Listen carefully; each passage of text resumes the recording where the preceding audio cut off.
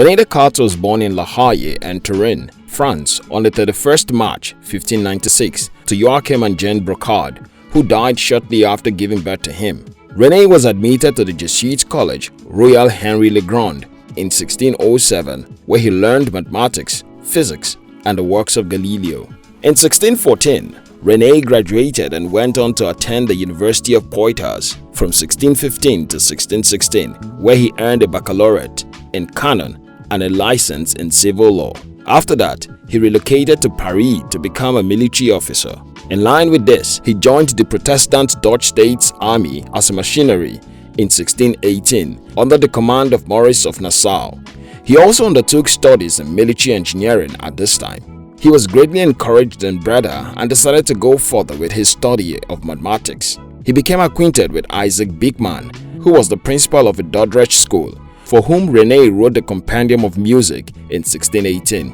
They both believed that there should be a method that linked mathematics and physics. Rene persisted in his work, and in November 1619, he formed the analytical geometry and applied mathematics method to philosophy. He also visioned that all truths were linked with one another in a way that the fundamental truth and logic would create an approach to all science. He discovered this truth early and was known for saying, "I think, therefore I am." Rene left the army in 1620 and visited Basilica della Santa Casa, Loreto, before returning to France. While at Paris, he composed his first essay on method titled Rules of the Direction of the Mind. At this time, he learned of bonds that were available for investments. So in 1623, he arrived at La Haye and sold all his properties, using the funds to invest in the bonds. This provided him with a comfortable income for the remainder of his life. Rene joined the University of Franeker and had a daughter, Francine, by a servant girl in 1630. But his daughter died of scarlet fever at age 5. Rene allowed himself to grieve for the death of his daughter, unlike moralists of his time.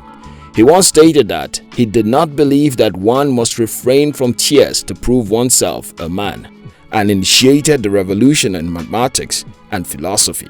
He had scheduled to publish his works but abandoned the project after Galileo was condemned by the Italian Inquisition in 1633. Eventually, Rene had his work published in 3 parts as essays: Les Meteors, The Meteors, La Dioptrique, and La Geometrie.